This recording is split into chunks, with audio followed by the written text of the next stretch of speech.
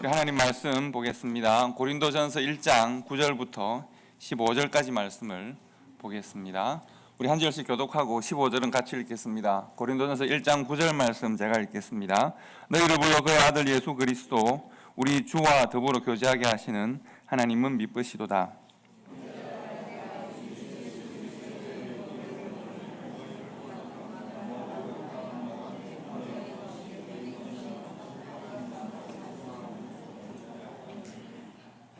내 형제들아, 글로에의 집 편으로 너희에 대한 말이 내게 들리니 곧 너희 가운데 분쟁이 있다는 것이라.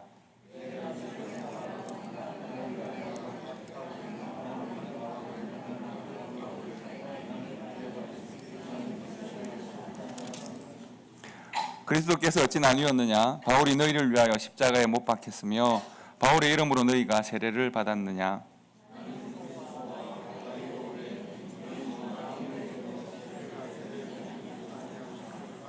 같이 읽습니다. 이는 아무도 나의 이름으로 세례를 받았다 말하지 못하게 하려 함이라. 아멘. 지난 한 주간 교회가 허락해 주시고 배려해 주셔서 가족들이 좋은 휴가의 시간을 가졌습니다. 많은 감사를 드립니다. 사실 휴가라고 그야말로 마냥 놀 수는 없어서 공부를 조금 하기로 결정을 했습니다. 제가 공부하고 싶었던 것은 뭔가 하면 공부라는 게 책을 읽고 하는 것은 아니고요. 저희 교회 교적부를 제가 좀 정리를 하고 따로 모아놓은 그동안 한 10년 이상, 최근 한 10년 이상 교회를 옮겨간 성도들의 이름들을 따로 모으는 일들, 또 그분들을 차근차근 한 번씩 들여다보는 일들을 했습니다.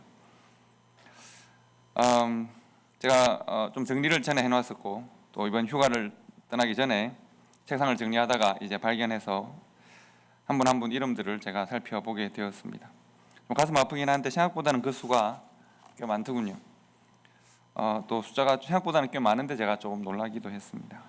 혹시 여러분은 우리 주변에 있었던, 그러나 지금은 계시지 않은 어떤 분들 얼굴이나 이름이 기억나십니까? 가만히 시간을 두시고 생각해 보면 생각보다 많은데 라고 생각을 하실 수도 있습니다.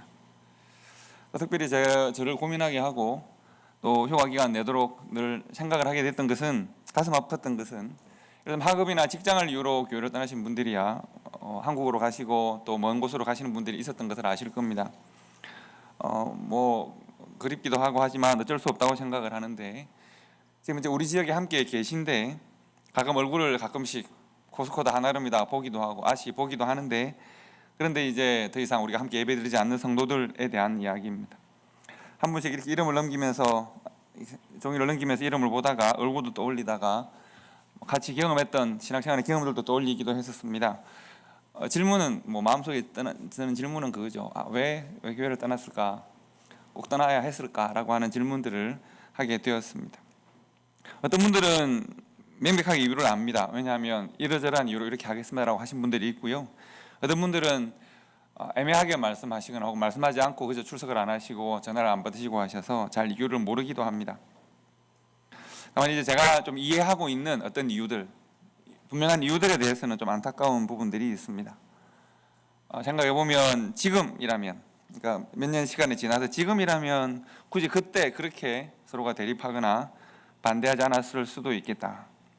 좀 그때 그런 생각 혹은 그런 말들을 좀 들어주고 품어주었으면 좋았겠다. 그러면 좀 편하게 서로가 지내지 않았을까 생각도 해보게 되었습니다. 좀 들어주고 좀 포용해주고 좀 인내할 수 있고, 그것을 틀렸다거나 잘못되었다거나 나와 다르다거나 왜 그렇게 하냐고 따지거나, 그것보다는 서로 좀 인내할 수 있다면, 품을 수 있다면 오랫동안 지체가 되어 섬기던 교회를 또 함께 예배드리다가 떠나지 않았어도 되지 않았을까 하는 생각들을 하게 되었습니다. 그래서 휴가 기간 동안 결심을 많이 했습니다.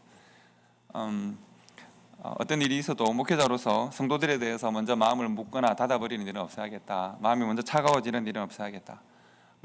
제가 마음이 먼저 높아지는 일은 없어야겠다. 이런 생각들을 했습니다.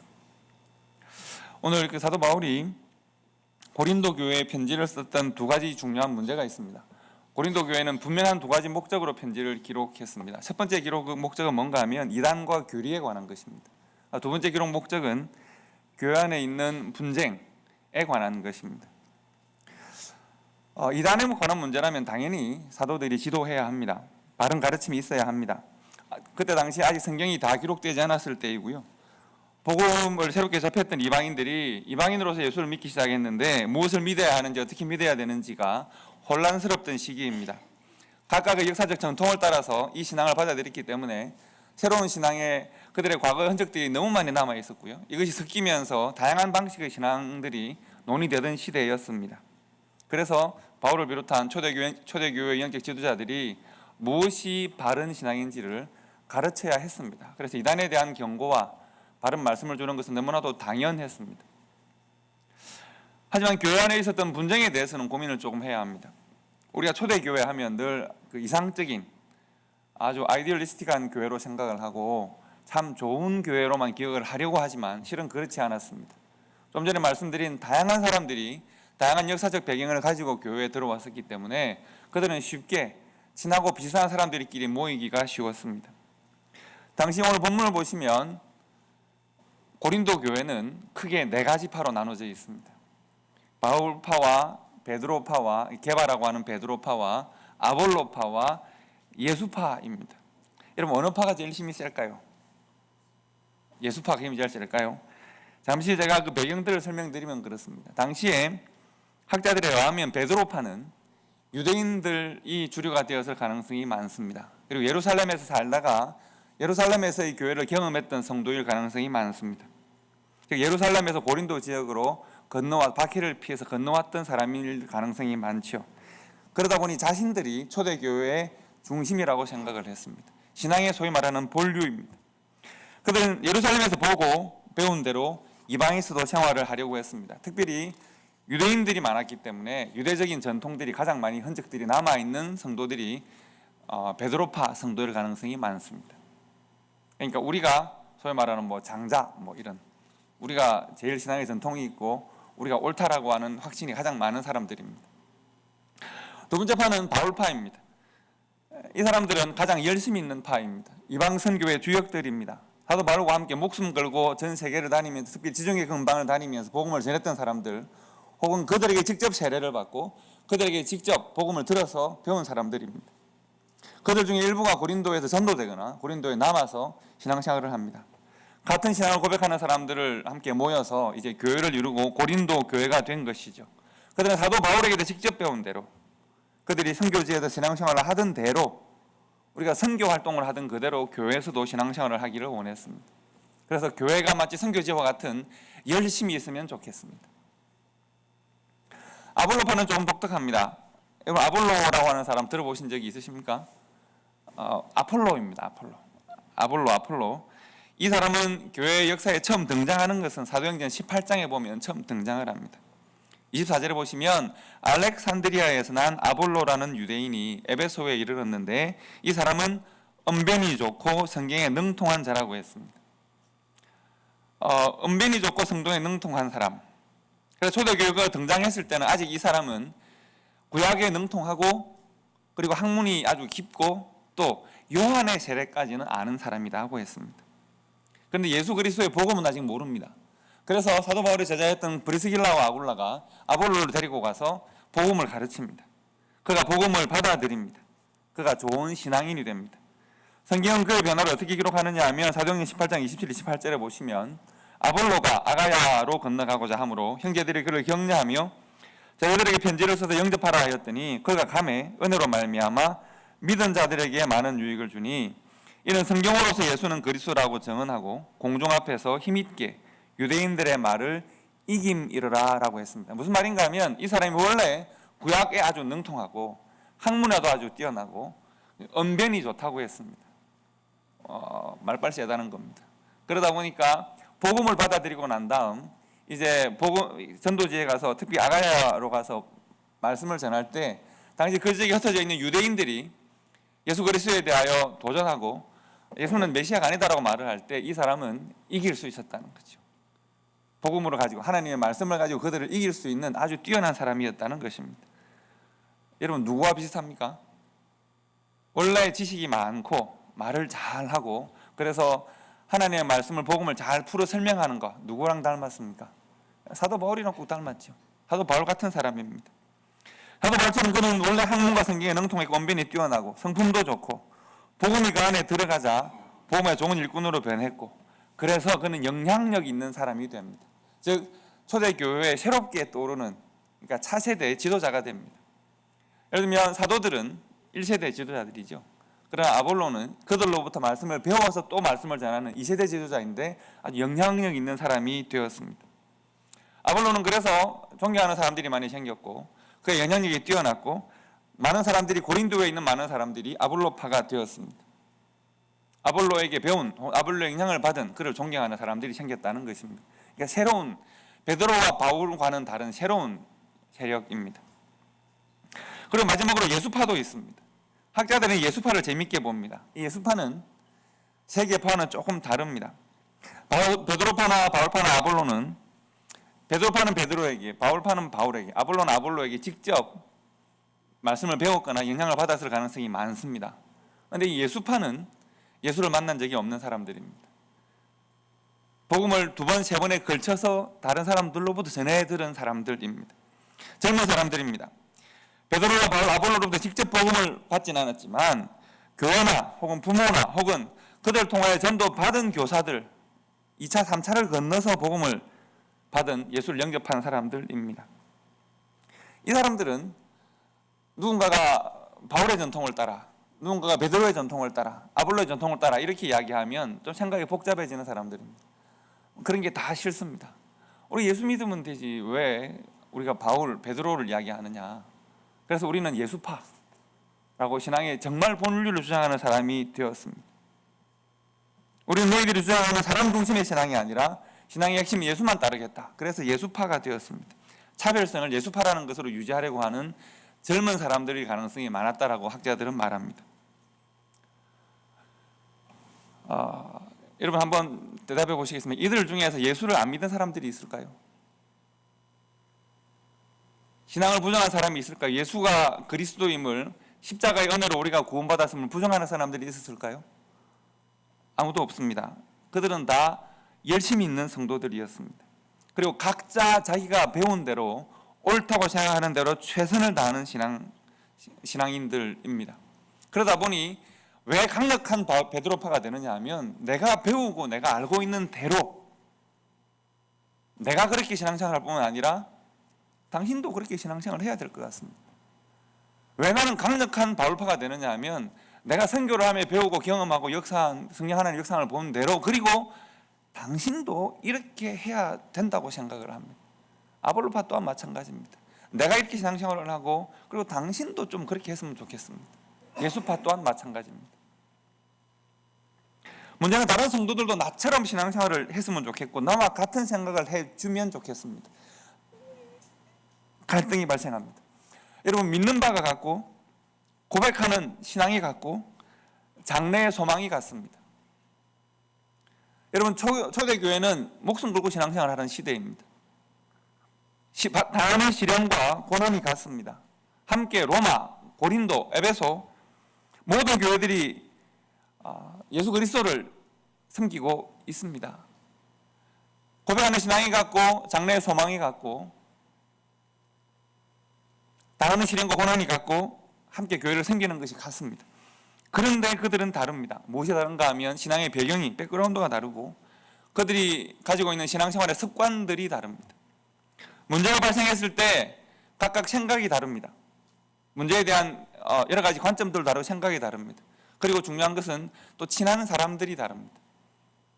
나는 원래 고린도에 살던 사람인데 내가 베드로파에 의해 전도가 되었습니다. 내가 베드로파 사람들과 친합니다. 내 생각들이 나도 모르게 그렇게 형성됩니다. 나는 원래 고린도에 살던 사람인데 나는 바울파에게 전도가 되었습니다. 바울파와 같은 신앙생활을 하게 됩니다. 친한 사람들이 다릅니다. 여러분 고린도 교회의 문제는 크게 2가지라고 했습니다. 첫째 뭐라고 그랬죠? 이단에 관한 경고라고 했습니다. 당연히 필요합니다. 그런데 문제는 이단은 이미 그들 안에 깊이 들어와 있습니다. 여러분 재밌는 것이 그들은 다른 신앙을 가르치는 그들과 이미 친한 사람들에 대해서 관대했습니다. 이것이 무슨 말씀인지 아시겠습니까? 이미 나와 친합니다. 한때는 같은 베드로파였습니다. 근데 이 사람이 영향을 받아서 이단의 사상을 가지고 전하기 시작합니다. 근데 이 사람에 대해서는 내가 별로 경계가 없다는 것입니다. 서로 친하면 신앙의 중심이 다른 것에 대해서 관대했다는 말입니다. 그렇기 때문에 고린도 교회가 이렇게 사도 바울을 통해서 하나님께서 그를 통해서 고린도 교회를 책망하실 만큼 교회가 이단에 병들어갈 때까지 교회가 별로 이 이단의 문제에 대해 대책을 세우지 못했습니다. 오히려 고린도 교회가 집중했던 것이 뭔가 하면 그들이 중요하게 다루었던 것은 같은 신앙을 고백하는데 같은 믿음을, 같은 소망을 가지는데 그런데 신앙생활의 방식이나 문제에 대한 생각이 다를 때 그들은 오히려 그것에 대하여 반응을 하기 시작했습니다. 즉 다른 신앙을 고백하는 이단을 용납했던 그들이 같은 신앙을 고백하는 다른 성도들과의 생각의 차이를 용납하지 못했다는 것이죠. 여러분 이것이 이해가 되십니까? 나와 신앙이 다른 것에 대해서는 관계가 친하니까 오케이였었는데 나와 신앙이 다른 것에 대해서 관계만 좋으면 좋았었단 말이죠. 같이 지냈단 말이죠. 그러다 보니까 교회가 이단으로 점점 물들어갈 때 교회가 대응하지 못했어요. 그런데 나와 같은 신앙, 같은 소망, 같은 교회를 섬기는데 생각이 달라요. 어떤 문제에 대한 반응이 달라요. 서로를 비판하고 서로를 적대하고 다투기 시작했단 말이죠. 정작 여러분 베드로와 바울이 무슨 사이가 나쁠까요?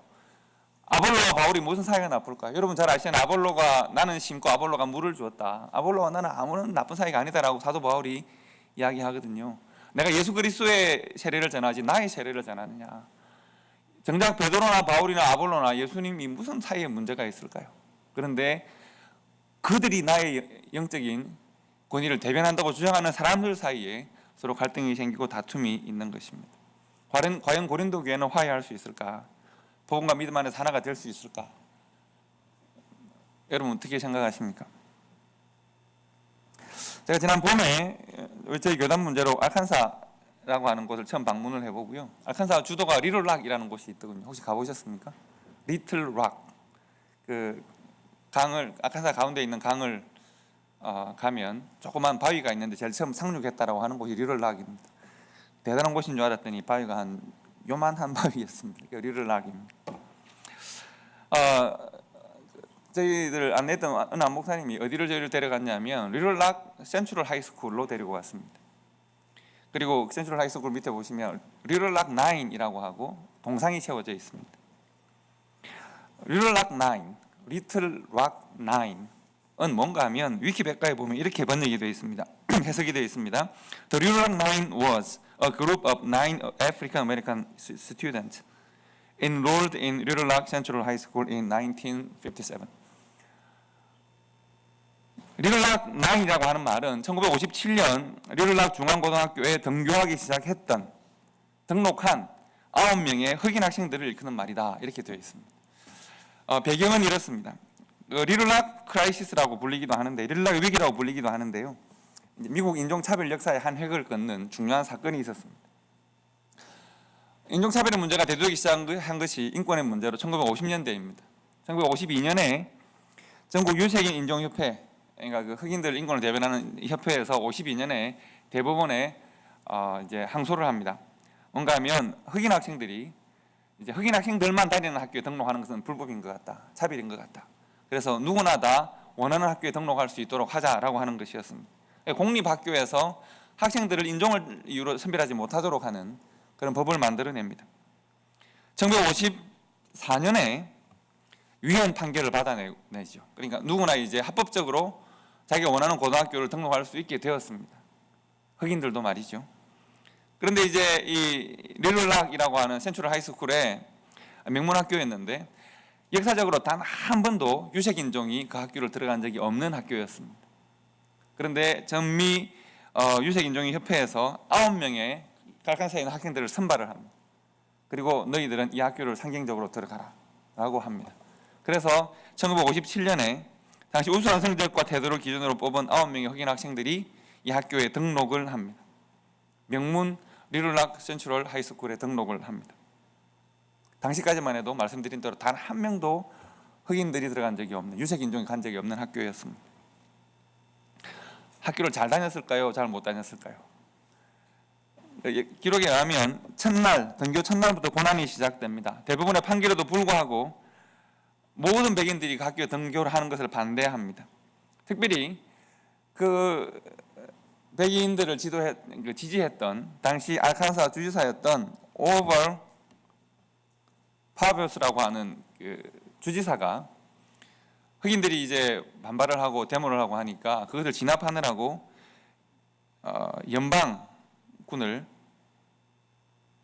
주방위군을 투입을 합니다. 그러니까 주방위군을 투입해서 흑인들을 진압하려고 했습니다. 흑인 학생들 9명이 등교를 못하도록 막았습니다. 학생들이 등교를 못하게 됐습니다.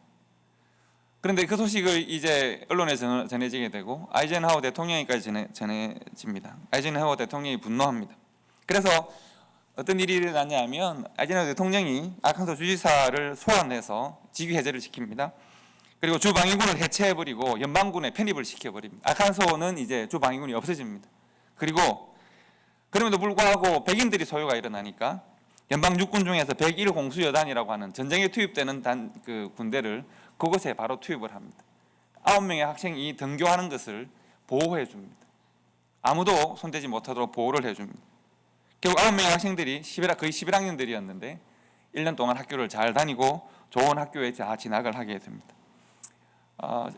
재밌는 거 하나 말씀드리면 오바마 대통령이 취임을 할 때 9명이 다 취임식에 다 참여를 다 했습니다. 이 사건은 흑인 인권운동의 대표적 사례로 이제 모범적 사례로 전해지고요. 그 리롤라 하이스쿨 앞에 보시면 기념관이 따로 하나 있습니다. 기념관 안에 들어가 보면 이 사실들이 아주 자세하게 기록되어 있습니다. 제가 오늘 보고 싶은 이야기는 여기서 조금 더 하나 더 있습니다. 사진 하나 보여드릴 텐데요. 사진을 하나 보시죠. 앞에 안경을 끼고 가는 학생이 있습니다. 9명의 학생 중에서 한 학생인 엘리자베스 엑포드라고 하는 학생입니다. 안경을 낀 흑인 학생입니다. 그리고 뒤에서 이렇게 하고 있는 학생 보이십니까? 인상 뜨는 학생은 헤이즐 브라이언 메설이라고 하는 백인 학생입니다. 저날은 등교를 하는 첫날입니다. 백인들에게 둘러싸여서 백인들을 뚫고 흑인 학생 9명이 등교를 할 때 모든 백인들이 학생들을 저주하고 욕하고 학생들에게 소리치고 막습니다. 그리고 저 헤이즐 브라이언 메설이라고 하는 학생이 뭐라고 외쳤을 것 같습니까? 이 표정이 뭔 것 같습니까? 우리가 미국 용어는 잘 모르지만 아마도 소리치고 외치면서 저주했을 것 같습니다. 이 사진은 굉장히 유명한 사진입니다. 저 백인 학생, 저 어린 여학생이 같은 학년 여학생인데 뭐라고 외쳤을까요? 정말 확신과 증오의 찬 표정 아닙니까? 그리고 여러분 저 때로부터 40년이 지납니다. 1997년에 이 두 소녀가 50대 중반의 중년이 됩니다. 그리고 이 사진에 찍혀있는 두 여인을 언론에서 만나게 해줍니다. 알고 보니까 가까이 살고 있고 알고 보니까 아주 평범하고 선한 이웃이고 둘 다 크리스찬입니다. 두 사람이 만난 사진이 신문에 게재가 되고 말씀드린 리롤락 하이스쿨 앞에 있는 기념관에 이렇게 나와 있습니다. 보여드리면 이렇습니다. 앞에 안경을 끼고 가던 소녀는 저 흑인 소녀이고 말씀드린 엘리자베트 엑포드라고 하는 여인이고 그 여자 옆에 있는 흰 옷을 입은 여인이 뒤에서 소리치던 헤이즐 브라이언 메서리입니다. 두 사람은 서로 저 뒤에 있는 학교가 리롤락 하이스쿨입니다. 리롤락 센트럴 하이스쿨입니다. 두 사람은 서로 만나서 포옹하고 악수하고 서로 용서하고 서로 화해했습니다. 그리고 서로 고백하기를 지금 생각해 보니까 그때 내가 왜 그랬을까입니다. 우리가 그렇게 다툴 일도 아니고 서로 미워할 일이 아니었던 것 같습니다. 한 소녀는 자신의 인권을 생각하고 어떠한 반대에도 불구하고 나는 이 일을 했어야 했습니다. 한 소녀는 자신이 배운 대로 행동했습니다. 그 당시에 나의 상식대로 행동했습니다. 나는 그렇게 배워왔습니다. 이 학교는 백인들의 학교입니다. 내가 흑인들과 함께 공부할 수는 없습니다. 배운 대로 행동했을 뿐입니다. 그리고 그것이 당시 미국의 역사였고 미국인들이 참 넘기 힘든 장벽이었습니다. 수많은 사람들이 그 장벽에 넘어지고 상처를 받았습니다. 그 상처가 미국인들의 마음에 여전히 남아있고 역사에도 남아있고 관계도 남아있습니다. 그리고 두 사람이 40년이 지나서 서로에게 고백했던 것이 뭐라고요? 서로 부둥켜 안고 있어 보니까 그때는 왜 그랬을까? 서로 눈물을 흘렸습니다. 세월이 지나고 조금만 거리를 띄어서 보고 생각을 해보니 서로를 품을 수 있고 서로를 안을 수 있었습니다. 고린도 교회는 사도들이 걱정을 하면서 하나님의 뜻을 따라 편지를 쓰게 된 두 가지 중요한 이유, 그들이 정말 경계하고 정말 그들이 다퉈야 하고 정말 그들이 나를 세워 조심해야 되는 이단의 문제에 대해서는 그들이 다른 신앙을 고백하는 것에 대해서는 관대했는데, 그들이 나와 다른 생각이 있는 같은 신앙을 고백하는 사람들에 대하여 그렇게 날카로웠던 이유, 고린도 교회는 과연 그것을 극복할 수 있었을까? 여러분, 고린도 교회는 넘어설 수 있었을까요? 안타깝게도 그렇지 않은 것 같습니다. 고린도전서를 사도 바울은 이런 이유로 기록했습니다. 그리고 권면했습니다. 그런데 하나님께서 사도 바울을 통해서 하나님의 뜻을 그들에게 보여주었는데 고린도 교회의 반응은 뜻밖이었습니다. 여러분, 우리가 기대하는 초대교회의 반응들은 무엇이어야 할까요? 이렇게 권면하면 너희가 이단에 대한 경계를 높이고 서로에 대한 포용성을 높여라 라고 하는 권면을, 서로를 품고 서로를 용납하라 라고 하는 권면을 받았습니다. 그러면 초대교회는 어떤 반응을 보여야 할까요? 그렇게 해야죠. 하나님의 말씀으로 받아서 순종해야죠. 그런데 교회는 그렇게 하지 못합니다. 고린도 교회가 선택한 것은, 고린도 전서를 읽고 그들이 선택한 것은 오히려 이 편지를 쓴 사도 바울을 공격하는 것입니다. 우리가 생각해 보니 바울 당신은 사도가 아닌 것 같습니다. 예수님의 제자가 아니니까. 당신이 예수를 만났다고 하는데 예수를 만난 증거가 어디 있습니까? 당신 혼자 지금 증거하는 것이지 본 적도 없고, 뭐 음성을 들었다고 하는데 다른 사람한테 들린 것도 아니고, 그런 이야기입니다. 사도 바울의 사도성을 오히려 공격합니다. 왜 당신이 우리 문제를 지적하느냐고, 우리는 우리 생각이 옳다고 주장합니다. 사도 바울은 곧 고린도전서를 쓴 지 1년이 되지 않아서 고린도후서를 다시 기록합니다. 그리고 사도 바울은 고린도후서를 통해서 하나님께서 나를 어떻게 사도로 부르시는지를 자세하게 설명합니다. 그리고 분열을 극복하고 하나가 될 것을 요청합니다. 여러분, 사도 바울의 권면의 핵심은 과연 무엇이었을까? 고린도 교회를 향한 사도 바울의 권면의 핵심, 하나님께 사도 바울을 통하여서 그에게 주신 권면의 핵심은 뭐였을까? 본문에 이미 잘 나타나 있습니다. 1장 10절 말씀을 다시 한번 읽겠습니다. 고린도전서 1장 10절 말씀, 이것이 고린도전서와 후서를 통한 하나님의 핵심적인 권면의 말씀입니다. 다 같이 읽겠습니다. 형제들아, 내가 우리 주 예수 그리스도의 이름으로 너희를 권하노니 모두가 같은 말을 하고 너희 가운데 분쟁이 없이 같은 마음과 같은 뜻으로 온전히 합하라. 아멘. 사도 바울은 고린도 교회 성도들에게 물어봅니다. 너희들에게 같은 것이 과연 무엇인가를 묻는 것입니다. 여러분, 무엇이 같을까요? 신앙이 같습니다.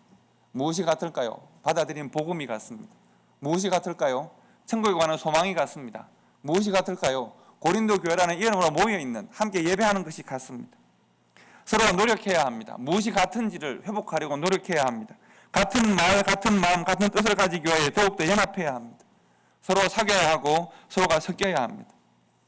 내가 어느 파에 속했는지를 고민하는 것이 아니라 내가 어느 교회인지를 고민해야 합니다. 내가 가진 전통이 무엇인지를 고민해야 되는 것이 아니라 내가 받은 복음이 무엇인지를 고민해야 합니다. 그들이 교회로 모여야 하는 이유는 그들의 생각이나 그들의 생활 방식이 같아서가 아닙니다. 말씀드린 대로 같은 신앙을 고백하고 같은 소망을 품었기 때문에 교회로 모인 것입니다. 고린도 교회가 그 안에 있는 모든 차이나 문제를 넘어서서 고린도 지역과 그 시대를 향한 하나님의 뜻을, 하나님의 소원을 이루는 교회가 되기 위해서는 그들 모두에게 하나님이 동일하게 허락하신 구원의 은혜에 집중해야 합니다. 복음에 집중해야 합니다. 여러분, 교회는 그리스도의 몸된 십자가 위에 세워진 교회는 같은 말씀, 같은 신앙, 같은 소망으로 모입니다. 모두가 같은 말을 하고 분쟁이 없이 같은 마음과 같은 뜻으로 서로 섬기고 헌신하는 것이 교회입니다. 허락하신 복음을 따라서 교회로 모입니다. 사명을 따라서 세상으로 흩어집니다. 다시 복음의 은혜를 회복하고 교회로 다시 모이고 사명을 실천하기 위해 세상으로 흩어집니다. 이 차이를 극복하지 못하고 갈등을 거듭하고 있는 고린도 교회를 향한 하나님의 말씀, 이 고린도 전서를 오늘 여러분과 제게 보여주시는 이유는 2000년 전의 상황과 오늘 우리 시대의 교회의 상황들이 닮았기 때문에 그렇습니다. 우리들에게 동일한 말씀으로 권면하십니다.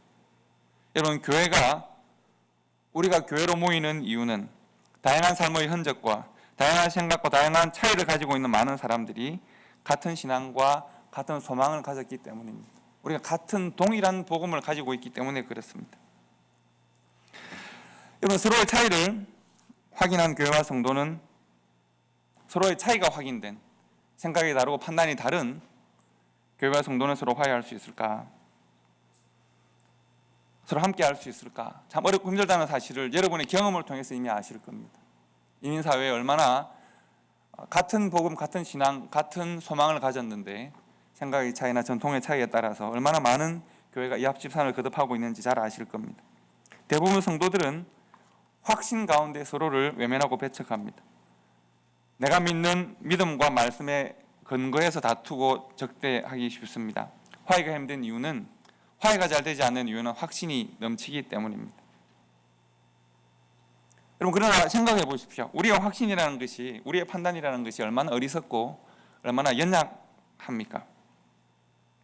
마치 르를락의 구인에 대한 그 시대 백인들의 정오가 그 시대에는 그들에게 너무 옳았지만 40년이 지나고 보니 서로를 포옹하고 안기에 아무런 문제가 없고, 지금은 마치 어린 아이에게 물어봐도 우리 학교에 가면 백인과 흑인과 에이시안과 다양한 인종이 함께 공부를 합니다.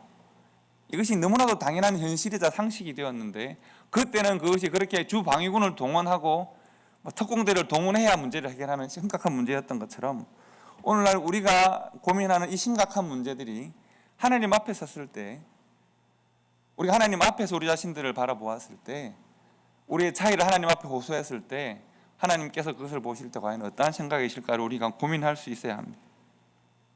교회가 이단에 대해 용납하면서, 고린도 교회가 이단에 대해서 허용하면서 같은 신앙을 가진 성도들에 대해 용납하지 못했던 이 어리석음이 하나님 앞에서 어떻게 해석될 수 있을까요?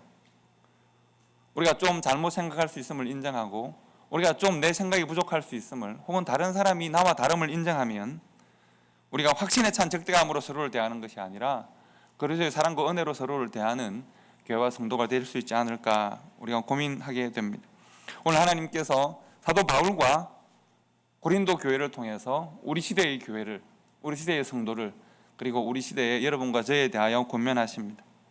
같은 말과 같은 뜻과 같은 마음으로 우리 시대를 향한 하나님이 우리에게 주시는 소원과 하나님의 사명을 감당하기 위해서 서로가 같음을 확인하고 차이를 통하여 오히려 하나님의 뜻을 발견하는 교회와 성도가 되라. 이것이 고린도 전서를 통하여 주시는 하나님의 우리를 향한 말씀입니다. 우리가 같은 뜻과 말과 같은 마음으로 서로를 섬기고 세상을 섬기고, 세상이 우리를 통해서 하나님의 말씀을 읽을 수 있는, 우리가 차이를 극복하고 보여주는 하나님의 그 사랑과 은혜를 세상이 읽을 수 있는 그런 교회와 성도가 될 수 있기를 주님의 이름으로 축복합니다. 기도하겠습니다.